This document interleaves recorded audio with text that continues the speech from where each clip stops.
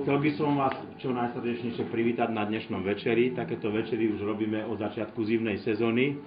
Chceme týmito večermi ukázať to, čo sa kedysi jedávalo v Cerchove, trošku o tom porozprávať trošku z histórie. Samozrejme, je to také už novodobejšie, lebo v tej minulosti ako toho mesa moc nebolo, ako bolo spomínané.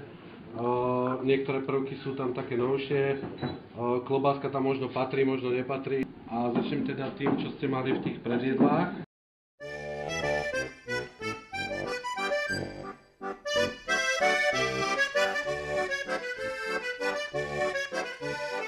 Všetko sa udilo a takto sa konzervovalo. A to isté bolo aj so sírom, že vlastne robili sa tie oštiepky alebo udené síry. A ten sír sa vlastne dal najskorej do slanej vody. Halušky, takéto ako ich dneska teda budete mať, sa nepoznali. Ale slaninka sa tam vôbec nepoužívala, tá prišla o mnoho neskôr.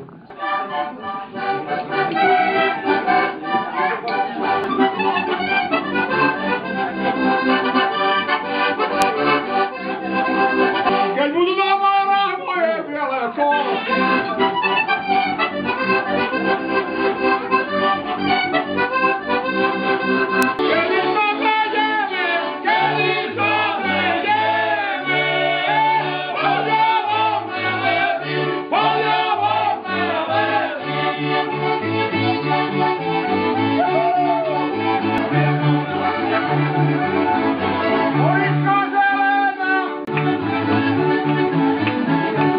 Teraz vás na chvíľu necháme, aby ste si vychutnali to jedlo.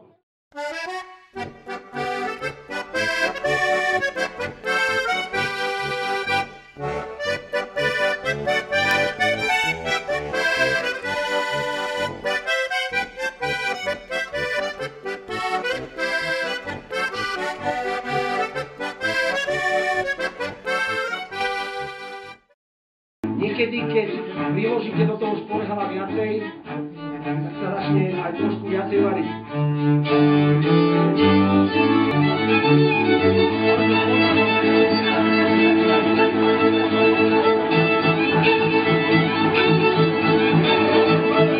Toto je tá, by som povedal, akože súčasná chuť tej terchovskej muziky, ktorá nesmie chýbať. Nesmie tam chýbať rytmus, nesmie tam chýbať život.